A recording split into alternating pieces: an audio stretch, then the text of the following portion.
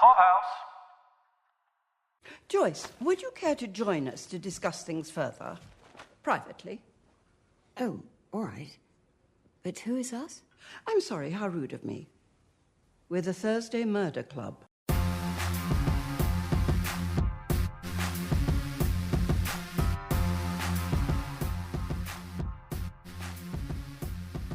Welcome to Pod Clubhouse's Book Club Meets Movie Night, where you can join the club and see the show. This is Caroline. And this is Mike. Tonight we're discussing the movie adaptation of Richard Osman's 2020 debut novel, The Thursday Murder Club. In part one of this miniseries, we discussed the book, and tonight we're going to discuss the movie on its own and as an adaptation of the book. The Thursday Murder Club was released on Netflix streaming on August 28th, 2025. And the week before that, it was in some select theaters for a couple of days. That was on August 22nd. It was directed by Chris Columbus, the master of gentle hijinks. It was based on a screenplay from Katie Brand and Suzanne Heathcote. It starred Helen Mirren as Elizabeth, Pierce Brosnan as Ron, Ben Kingsley as Ibrahim, and Celia Imrie as Joyce. Okay, Mike, so both you and I have read the book, and we're going to jump into this movie discussion. I'm excited about this because I felt like I was really wanting to see how they were going to put this on the screen. Overall, I thought it was a very cozy murder mystery, which I know that phrase is getting tossed around a lot, but when I read the phrase, I completely understood what they meant, so I'm adopting it also. Very cozy murder mystery, but with really low stakes. I feel like the things they stripped out from the book were the things that made it a good mystery. I felt like this was a much more streamlined telling of the story. The story took a backseat to, I think, the casting in a real way. I think, yes. Talk to me about the casting, because, I mean, when you mentioned Helen Mirren, Pierce Brosnan, Sir Ben Kingsley, and Celia Imrie, you're talking about a murderer's row of elder British casting statesmen. Absolutely. So I'm having a love-hate relationship with our casting because I felt like these 4 stars are so magnificent. This was great casting from the standpoint of having solid actors in solid roles. However, I did feel like the actors themselves took over the character roles in a way that, so suddenly it felt like Elizabeth was no longer Elizabeth. She was Helen Mirren. And Ron was no longer Ron. He was Pierce Brosnan. And so, like, when I'm going around, like, if you told me, like, name the 4 members of the Thursday Murder Club, I would have to search for their names in my head as Elizabeth and Ron, Ibrahim and Joyce. Instead, I would think, oh, it was Helen and Pierce and Ben and Celia. And that is a little bit problematic because I don't feel like the actors exactly melted into the roles. However, they're a super high quality cast and I mean massive star quality here. So I cannot say, oh, you should have gotten somebody less than or somebody who wouldn't have taken over this role. But that was a push and pull for me the whole time. I think that there was enough suspension. I think they're good enough actors. At least I think Helen Mirren and I think Ben Kingsley is Ibrahim, who I think is the least impactful of the 4 anyway. I believed him, and I think Joyce's character, I think, was too different from the book for me really to get into it. I don't really know Celia Imrie well, so I wasn't as identifying with her. But I felt this was much more Pierce Brosnan to me for sure than the Ron Ritchie from the novel. I mean, he didn't even have a neck tattoo, which obviously Ron in the book has a neck tattoo and wears a soccer shirt all the time, a West Ham soccer shirt. And here this was, oh, that guy could have been James Bond. He's so handsome and charming. Yes, rough. He had rough edges. And I think the spirit of Ron is in the movie from the book, but it's changed just enough to make you aware that's Pierce Brosnan playing him versus maybe some lesser known actor. So, and I guess that's the question. The other thing is David Tennant as Ian Bentham, I think is excellent casting, but David Tennant, other than his time as Doctor Who, as the Doctor on Doctor Who, David Tennant pretty much always plays an insufferable prick to some extent. And so it was a little bit like, oh, this is David Tennant in this role. Yeah. Being David Tennant as much, you could have called him Ian Bentham, you could have called him, Squiggly Bogsworth, and I would have been like, oh, that's still David Tennant, you know what I mean? So they were all kind of playing to their strengths as who they are. Helen Mirren always kind of plays a badass girl boss woman. She is so here, because that's the character of Elizabeth. So it's almost like they cast it too well, maybe? Is that what we're saying? It's weird. Yeah, it's a weird push and pull, right? So I know that we have some listeners who enjoy our shows and they don't even sometimes watch the television show, or in this case, maybe have read the book. So real quick, give us just the Wikipedia plot so that everybody who maybe is just listening because they just enjoy some Caroline and Mike time, maybe they haven't actually read or listened to any of this, please go ahead and give the plot to this book/story we're following. We're going to talk about spoilers in the book and in the movie.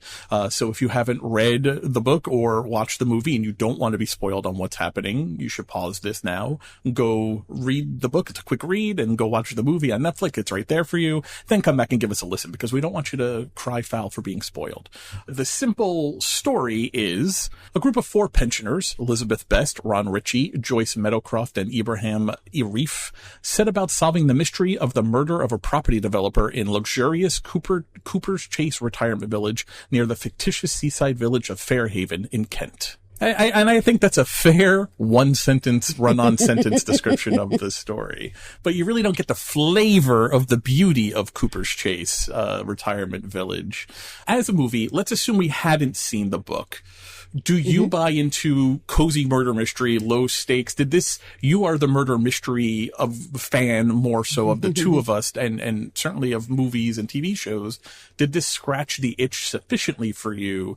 Just as a movie you picked up, you didn't know anything about it. Did you walk away from this 90 minutes later saying, man, that was a pretty good story?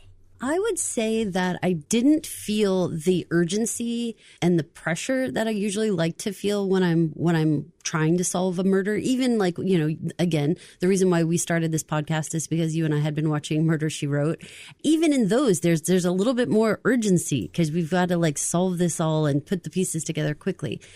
And usually one of Jessica's nieces are accused of the murder, or her best friend. Right. She's got endless nieces and nephews and best friends. So it's super important that they get off the hook, right? Before something happens. Now, in this case, I think that the low stakes part, we need to underline, highlight, because I didn't feel that same urgency. I didn't have that same concern for, especially our 4 main characters.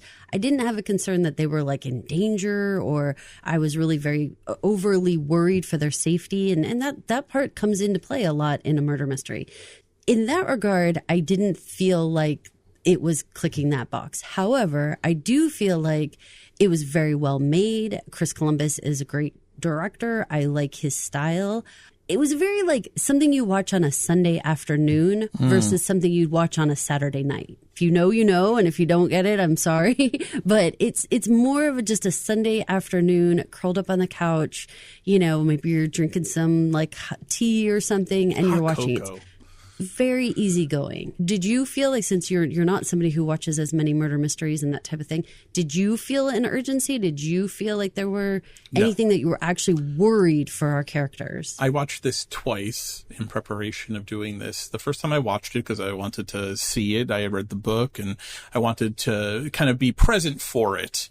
But it was a struggle not to pick up my phone and scroll or, catch up on my Wordle and Pibs and word search and do my daily work on Angry Birds while watching, but I didn't. But in the second watch through, I was on my phone, I was making a snack, I was not pausing it, I was getting laundry and folding laundry. My experience both times was the same. The stakes could not have been lower. Had I seen this in a movie theater, I would have been disappointed. I'm not going to get mad because I think an hour and a half spending watching movies or TV is always better than almost any other thing you could be doing for an hour and a half. Almost anything better. So I'm not going to be mad at it, but if I had to fork over $15 at my local AMC to go see this, I would have felt unhappy about that. But Sunday afternoon or on a Saturday night date night, cozy on the couch under a blanket with tea or hot cocoa, maybe some wine, perfect. But this is not getting my blood racing like Silence of the Lambs or, or any above average Murder, She Wrote. Or man, we just watched Fantasy Island. Man, you guys want to feel some scary, freaky? actually. Go watch the pilot of Fantasy Island. It's for free on YouTube right now. It's an hour and a half. It's an hour and a half also as this was, and you're going to be much more disturbed than you will be from this murder mystery. No, it's very, very true. So let's get into it a little bit about what is the difference between the book and the movie and, things that they changed that, we will discuss whether we think that's a good idea or not. For one thing, I definitely agree with all of the commentary that we've seen about the idea that they've removed a lot of the twists in this mystery in order to make it a little more streamlined, a little bit more, less characters, less sort of like side jaunts, which I understand, when you're making something like this where you want to kind of stay in your setting and you don't want to have these characters go to like 1,000 different locations and all this stuff. I get it. I wonder if Chris Columbus has a thing about that, because I'm thinking like Home Alone, like most of the entire thing is held in the house. I'm wondering if that's something about his directing now when I'm like mulling it over. If he likes like a one location, let's just like stick right here and do this kind of thing. However, there's a couple of things about it. Like, let's talk about Joyce's diary. That's something we talked a lot about in the previous podcast about the book, and how much that Joyce's diary was used in order to show us like her inner thoughts, her opinions on what was going on. And for me, the way that it like doled out the information and gave us these little pieces that maybe we wouldn't have had if we didn't have these diary entries. Now, the diary entries are not a part of the movie. What do you think about that? It was the single biggest change from the book to me, and the one that had the biggest negative impact. I feel like the narrative device of Joyce's diary, one, I think it really brings you into the story and grabs your hand and takes you into the story, because it's as if Joyce is writing to you. Instead of a diary entry, it actually has the effect of her writing more of like writing you a letter, right? About what's going on. So you're getting Joyce's opinions on how things are going, what is happening, not only filling in expositional information, but you're also getting her thoughts and feelings on a matter, which to me really brought me into the story. When I finished the book, I think one of the first things I said to you was Joyce's diary was my favorite part of it, because it invested me in the story in a way that I don't know, because there's a lot going on in the book. There are a lot of plots. I get why they had to streamline it. They did away with entire plots, a lot of them, and in the plots that they kept, like Bogdan's motivations, they made it much simpler to avoid a lot of different storylines that you needed, actors that you would have needed to fill those storylines, and also places and locations and all of that. But the lack of an internal Joyce monologue for me really stripped out my immersive feeling. I felt very disconnected watching it than I did when I read the book. Does that make sense? I don't know if I'm explaining it well. Yeah, you are. I appreciate that Joyce did still keep some of her quippy kind of one-liners. Every once in a while she got in some little funny remark or whatever. But I was missing the diary and all of the humor and her different ways of looking at things that sort of, made me as the reader look at things differently. Yeah, I want to circle back, because when you said something about Chris Columbus and maybe his directing style, I pulled up his IMDb, because you and I feel like we actually recently both watched there's a YouTube series, Person X takes you through their filmography. And so they have one for Chris Columbus. So looking at it, I'm thinking his first directorial adventure was Adventures in Babysitting, which, if you remember that movie, actually goes all over Chicago, right? A lot of Chris Columbus stuff is set in Chicago. And he considered that kind of a flop when he was talking about it. So I wonder if that really actually had a lasting impact on him, because after that he goes to Home Alone, which, you're right, it largely takes place inside the house and is much more character driven. Kevin's mom, the Wet Bandits. Then he's got Mrs. Doubtfire. Again, very much just in the house with the kids. Right. Very much more character driven, except for the run by fruiting, with Pierce Brosnan. Yeah. It's not drive-by. That is a Mandela effect that we all run have. By fruiting? Yes. This just came up. Paul F. Tompkins was just teaching people, and he's never even seen this movie, but he knows that it's run by fruiting. And like 3 different podcasts came up to me and things I listened to like a month ago. And so everyone that knows went and looked, and he's 1,000% right. Oh, dearie, it was a run by fruiting. I saw it. Not a drive by fruiting. It's a much funnier line if it's a drive by fruiting. It's Chris, what are you doing? Anyway, so Miss Doubtfire, very character driven, but also takes place largely in a single place. Then he's got Harry Potter and the Sorcerer's Stone, and he does Chamber of Secrets also, and that very much is has different sets, but it's very much in the setting of Hogwarts, and also very character-driven. Harry and Ron and Hermione and Dumbledore and all of that. Then he has, the Rent adaptation, which is an adaptation of a stage play. So by its nature, a stage play, a musical that has very sparse setting in its typical telling, and so I think the movie also carries that, and also very character driven. Then he had the Christmas Chronicles Part 2, he had Pixels, which was a cartoon, and then the Thursday Murder Club. So I think after Adventures in Babysitting, he was very much like, I'm going to focus on characters and less on taking you everywhere.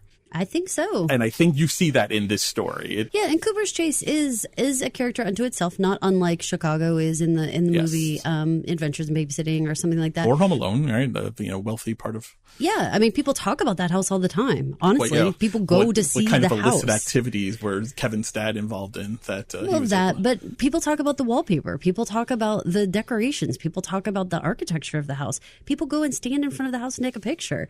There's a lot about that particular setting that became a character unto itself. Even I've watched things where they chose to use green and red in the decor, like the actual wallpaper and the carpeting and stuff like that, in order to give this Christmas feel and all this other things. It's interesting how he uses the setting. And I think Cooper's Chase, it's a beautiful setting, gorgeous. Oh my God, any one of us would want to retire there or just live there before we're retired. It's a gorgeous, gorgeous place. But definitely it felt like, compared to the book where we went all over the place, this felt like, we're going to be more set here. For sure. Let's talk about another big change. There's the character of Tony Curran. Now, is this a major? Does it really matter in the grand scheme of things? No, but it bothered me. In the book, obviously, there's no Auntie Maud.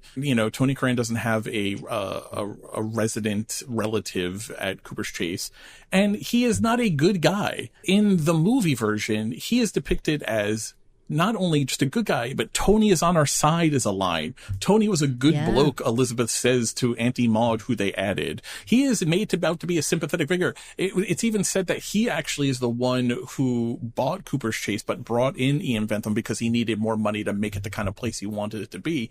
It's a weird change to me because Tony Curran is a bad guy and Ian Bentham was a bad guy. It's okay that we have two bad guys who both wind up dead. I don't know. There's a couple of choices that they made that they changed, and I don't understand why they changed it because narratively it doesn't help the story at all. I don't want to sit here and root for Tony. He was a bad guy. I don't know what else to say. It's a weird change. Do you have any guesses why they would go and make him someone sympathetic? Because is it to motivate the Thursday Murder Club more? Maybe so, because by having Auntie Maud, I feel like there is sort of a sense of they're trying to give us stakes, right? For why Tony would care about the residents. And so I get it. I get that they felt like they needed to do that. But at the same time, I agree with you. He was not a good person. So to suddenly make him a more sympathetic figure, to try to make him be somebody who we're supposed to feel like is on our residents' side was okay, well, if you tell us that, then I guess we got to go with you. But that's not what he was like in the book.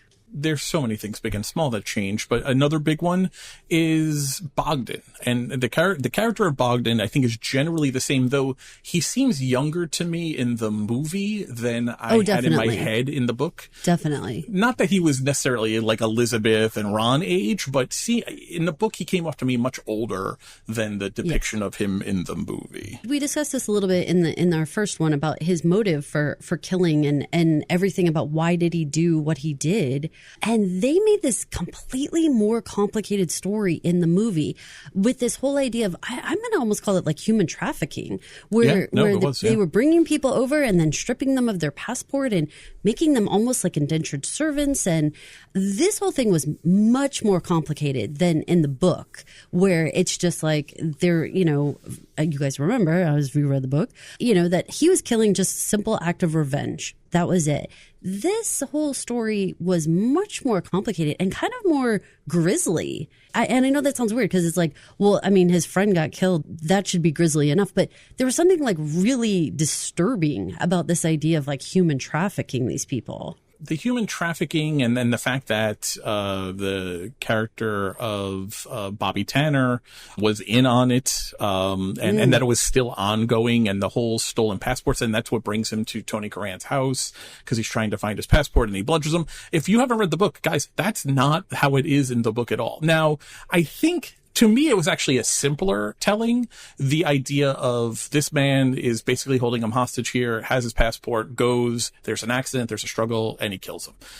Versus, I think revenge is a simpler idea for murder, but it was something from 20 years ago. It involved a character we never meet, who is his friend Kaz, who runs a taxi or drives a taxi. He takes out Tony and another guy, Turkish Johnny, who doesn't appear in this movie at all, because they're the two that he holds responsible for the murder of his friend Kaz. So yes, that is complicated, because you would have had to introduce a whole lot of plot and characters who don't exist in this movie in any way, shape, or form. There is no Kaz, there is no Turkish Johnny, there is no Steve Urkon, who is a drug dealer and owns a gym in the book. It doesn't exist in this movie. So to me, it's simpler insofar as they're just dealing with characters that we already know and meet in the movie, but also complicated because you didn't need this human trafficking story. It sort of updates it, though, because, I mean, human trafficking is something we would talk about more today, right? And so, I mean, that does feel like it does like update the story and kind of make it try to feel much more current. And I guess does, in a sense, give it a little, more urgency, because again, in the book, we have it that Bogdan's mom has already passed away. But in the movie, she's sick and he's urgent to try to get his passport to go see her. Right. So at least then we have a little bit more sense of like, we've got to do this and we've got to do it now. And we've got a ticking time clock here and that kind of thing. And that's good. But because of the lateness of this movie, because it didn't feel like it was heavy with all this importance and everything, it felt like a lighter movie.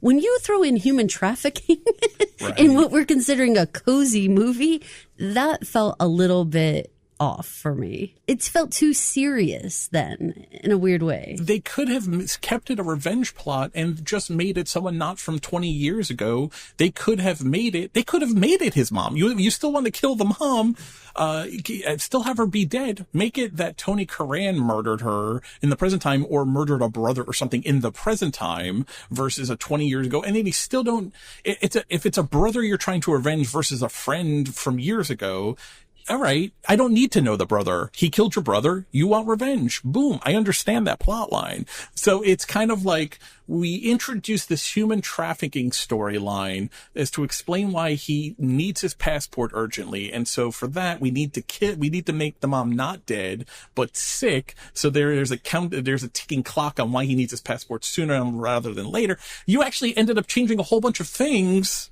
that you didn't need to change in order to save time, when you could have just rewritten the revenge plotline. Revenge is something everyone understands. Now, yes, human trafficking definitely is urgent, and it has stakes to it, and it is serious, and it is timely. It feels like a modern reason. But revenge is timeless.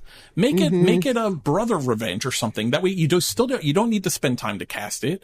You could have done like a Unsolved Mysteries type, recreation in a memory with shadows. So it could have been just like a stunt guy that you kill. You know what I mean? Like, you could have still kept it a revenge plot, which I think everyone identifies with or understands the revenge motivation in a more accessible way. So again, just a change that I think you didn't need to make. And also Bogdan gets arrested in this, right? Stephen does not record his conversations in the book, but here he does, which they do plan early on, because he's trying to tell Elizabeth what he had for lunch, and he pulls out his recorder and he had himself recorded saying what he had for lunch. So they say it wasn't like a 11th hour, oh yes, by the way, Stephen also records his conversations. They did set the table for that, which I appreciate.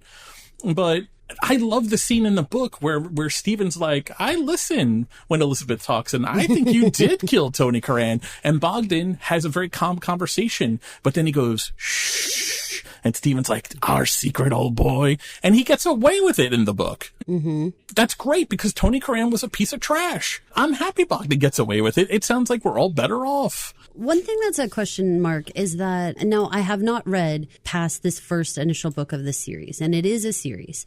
Now, from what I understand, Bogdan is in the other books. And so I'm a little bit confused if they do plan to like make another movie. They're completely taking Bogdan out of the story by arresting him, where from what I understand, he continues on in the series. I don't know if significant, but he plays a role in the future stories, which if Netflix is planning on having this cast return for a franchise of movies, which they have to be planning on that, sequels are all the rage in IP, right? I mean, if the books are there, why wouldn't you? If it was received well enough. I don't know. I think you want Bogdan. Bogdan is a handy character. He is literally a handy man, but also he's okay with murder. You know, like, you know, he's not adverse to it, and he has a skill set. He can be a very likable character, even with maybe a murder on his conscience. He's actually very gentle with Stephen. I think it's actually, even the book and in the movie, I think is a very good scene there. I think the book version of Elizabeth and Bogdan has better chemistry to me, at least in my head, than Helen Mirren did with Henry Lloyd Hughes, who plays Bogdan in the movie. Again, because I think of the age difference. In my head, I think they had good chemistry because there was more relatable there, that they had both been through life, and I feel like Henry Lloyd Hughes was maybe cast a little too young, or Bogdan's playing a little too young maybe to have the chemistry, but there's some good stuff there. She uses the mother's name, she sees the tattoo on his arm, right, Marina, and then he's like, you lied about that, and I found out, you know, so there's like a playful energy there. So if he's going to be in jail, maybe that we're going to find out off screen that they let him go because it was self-defense or something, or the trafficking and it's a justified killing. I don't know, but curious what they're going to do with the character of Bogdan if they do decide to make more movies in this franchise. It is very curious. Something more different is Ian Ventham. He is the owner of Cooper's Chase.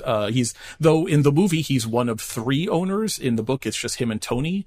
And he's going to assume complete ownership of Cooper's Chase upon Tony's death. That detail is actually the same in the book and the movie. But in the movie, they have added a secret 3rd owner, which is Bobby Tanner, which is not how it is in the book. In the book, Ventham wants to keep Cooper's Chase, but keep adding on to his empire. He wants to redevelop the cemetery area as new luxury housing. And there's also an entire plot about Gordon and Karen Playfair, a farmer and his daughter who live up on the hill, where Ventham is also trying to he's trying to get Gordon, the farmer, to sell to him, but he won't. So he's trying to semi-woo Karen Playfair to sell to him. And that is working. That entire plot line, not in the movie at all. They did away with that. And in the movie, the idea is that Ventham is going to get rid of Cooper's Chase and replace it with luxury flats or apartments, including the area that's the cemetery, which does change the stakes and does add some urgency and makes everyone maybe more of a suspect, is right, because he's literally going to take our home, so maybe there's a suspect. But I feel like they never really play that up on a suspect list at all. They look at Jason and they arrest him, which he doesn't get arrested in the book, but they arrest him here. But he's not a resident of Cooper's Chase. His dad is. Right. The Father Mackey storyline is Father Mackey exists as a character, but his storyline is completely removed. Bernard is a character in the movie, but his storyline from the book, which is a big storyline, as is Father Mackey's, completely removed in the movie. So all the suspects that you would have had to kill Ventham, most of them are all removed for the movie. Which is a mixed bag, because on one hand, I think that there were a whole lot in the book, but I don't know if they maybe took out too many for the movie. Right, because you have a very short list of people who could have done it, who could have done it and who wanted to do it, right? Who had the motive and who had the means.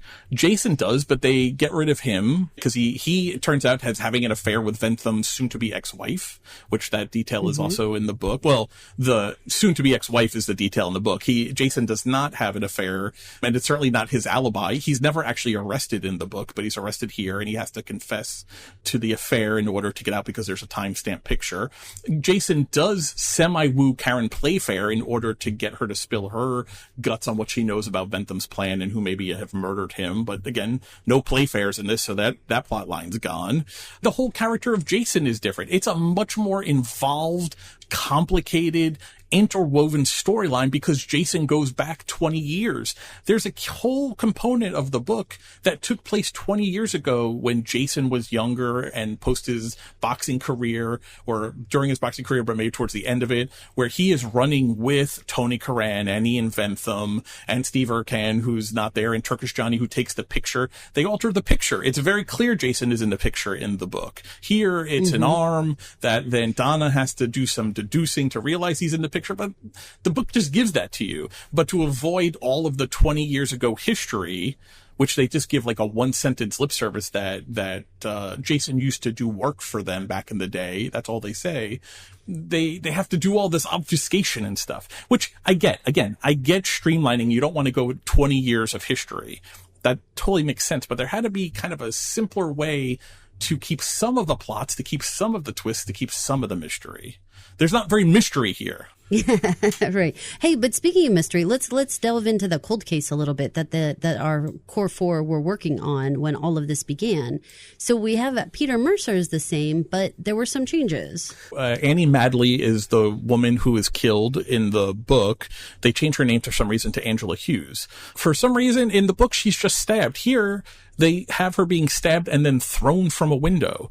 But then they go out of their way to say that the fall wouldn't have killed her. How does the fall not kill her when she's thrown from a story up? Now, maybe it wouldn't kill her. It seems like a weird detail to add, and then to go out of your way to say that, but that's not what killed her. The stabbing is what killed her. Right. I mean, I guess the idea was, like, did she jump or did she do something? Like, I think they were trying to add a little bit of a question mark at first with the fall part. Like, right. Could that have been the thing? And so in that case, is Peter or whomever, because we find out, we feel it's Peter, but if it wasn't the intruder, if perhaps somehow the fall was the kill, then you don't actually have a murder, right? Unless, because we don't know. She could have jumped. She could have accidentally Well, she had a clear whatever. stab in either story, though. She had a stab. Obviously, wound, the though. stab. Right. Yes, right. So it's like they tried to make that a little bit more complicated, but kind of needlessly so. Imagine being the police and you come upon her and be like, oh my God, she's been thrown through a window. Oh shit, don't worry about that though. She has a giant stab wound in her gut. I don't think the fall might have killed her. I think she might have been dead already. Yes, why did we throw her out of a window? We still would have. It just doesn't make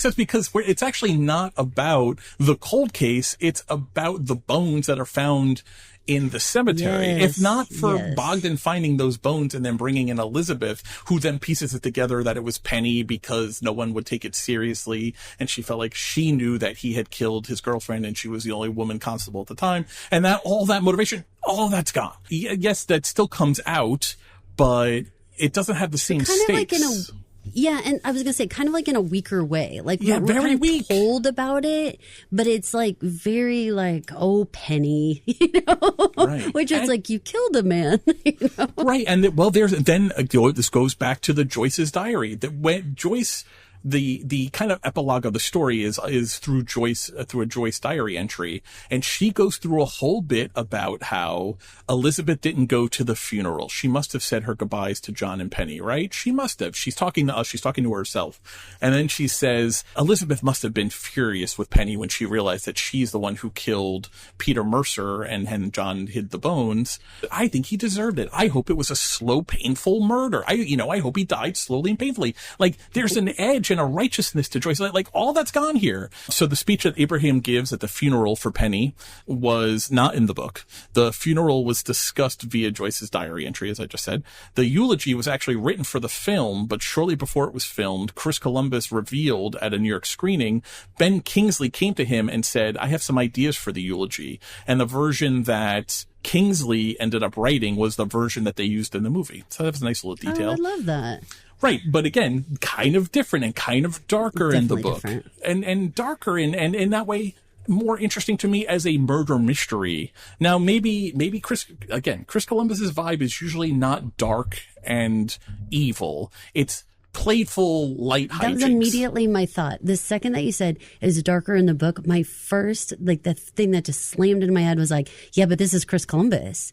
And so when you brought him as a director, you wanted some level of hijinks. You wanted some level of lightness, of just sort of like where the audience is like excited about our next little adventure, whatever we're doing next in the story, but not scared. Not if you are scared, it's playfully scared. It's right. Like fun scared, I don't know if that works for this because I think these four characters, they have the gravitas, the actors, to play dark, sinister, more complex roles. So knowing who you have standing in front of you, to give them lighter material and actually strip back some of the darkness, I don't know if we were like fully fulfilling the story. We were fulfilling our characters, but I don't know if we were really doing the story we got.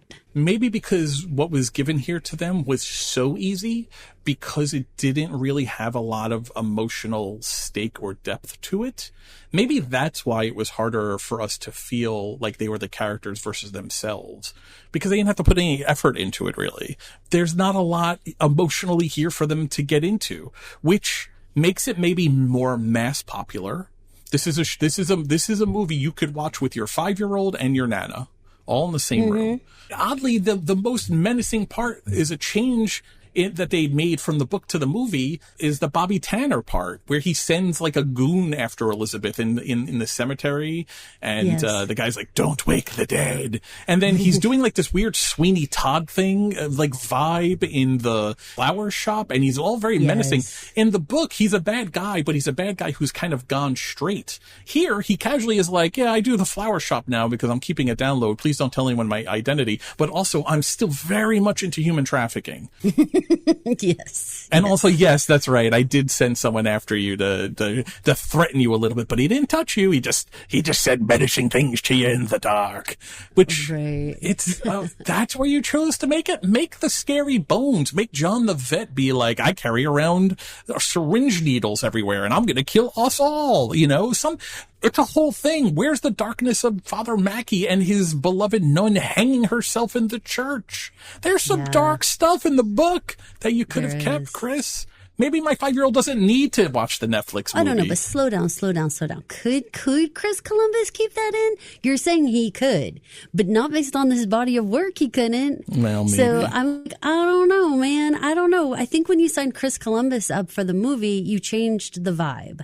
You changed the vibe in a serious way. Now, here's the thing. I love Chris Columbus. You and I have covered Home Alone as part of our 52 Weeks of Christmas, which if you guys want to go listen to some great podcasts, we do a movie a week for the entire year for Christmas.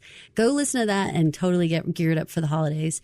However, going back to if you sign on Chris Columbus, you freaking know what you're getting, right? This is a case where I feel like you kind of have to pick the book or the movie. This is my feel of it. This is not one of those ones where you want to read the book and go watch the movie, or watch the movie and go read the book. I think you got to pick your path. Either you're going to be a book reader and you're going to read the series and just enjoy the series that way, or watch the movie and hope that maybe they'll go ahead and make more and watch the series that way. But for me, I don't think this is a good example of like bopping between the book and the movie. I think you got to pick one path and stick with it. I think that's right. And it's not even one of those examples of where you watch Lord of the Rings or you watch Harry Potter and having read the book aids you because of the stuff they cut out in the movie adaptations of all the Harry Potters or all the Lord of the Rings, just using 2 examples. They don't necessarily replace plot lines. They just remove stuff. And so it actually comes across as a little bit clunky. But if you have read the book, you can fill in the holes. And in the headcanon that you have, you could still say that's what happened, even in the movie, because they don't show you anything that contradicted it. Here, the things they changed that maybe you loved about the movie, they didn't just leave out, loved about the book. They just didn't leave out in the movie, but they changed as to close all of their plot holes and tie it up. But for the most part, the changes didn't work for me. I think they took what was a fairly enjoyable, twisty murder mystery I agree with you, had maybe one too many twists in it. but this was a little too limp for me, which again, if I paid for it in a movie theater, I would have been upset. But if I'm having a cozy date night on the couch on a Saturday or a Sunday afternoon it's a Sunday afternoon. It's not a Saturday night for me. TNT, like we say when we're folding the laundry and we're doing other things and we're getting ready for the week to start and stuff. I think it's a really gentle, wonderful, it has a little bit of stakes in it, a little bit, and so you can be a little invested. But at the same time, this is a 2-screen show, I think, where you can easily be on your phone and be watching at the same time, where you're glancing down and looking up. Easy to do. The book, however, I felt like you were more, again, I think because you really hit on it very well in the previous podcast about Joyce's diary entries. I think that there was something there that drew you in, made it feel personal, made it feel more like you were invested in what was going on. It wasn't a 2-screen thing where you're like reading the book and like also doing other things. You wanted to know what was going to happen. I think this was an interesting first go for you and I of comparing a book and a movie and seeing all the differences and kind of what does it matter who you cast? What does it matter what director there is? And I think in this one, oh my goodness, this could have been like a case study for us. And like, what if you put really well-known actors into these roles? How does it change? And what a really well-known director behind, right? Not just well-known, but well-known for a specific style of film, a specific family style of film. That brings a whole different flavor to the story. I don't know how Richard Osman felt about this. I don't know if he, was excited to have Chris Columbus on or would have wanted a darker director to maybe take this on and take it as a more serious murder actual portion. Because hilariously, despite the fact that the movie ends up with multiple murders, I don't feel like you walk away feeling like, ooh, that was grisly. Like there was a lot of murders, It was like, yeah, there were murders, but it was kind of light. It's just a funny mix. It is a very funny mix. I just want to bookend just because I started talking about by talking about the absence of Joyce's diary, which didn't work for me. I think the characterization that they have in a movie of Joyce too actually found her less likable in the movie too. This is the last thing I want to say because for me this was a big thing. We talked a lot about how much I liked Joyce because she was empathetic and loving and kind-hearted, but with an edge.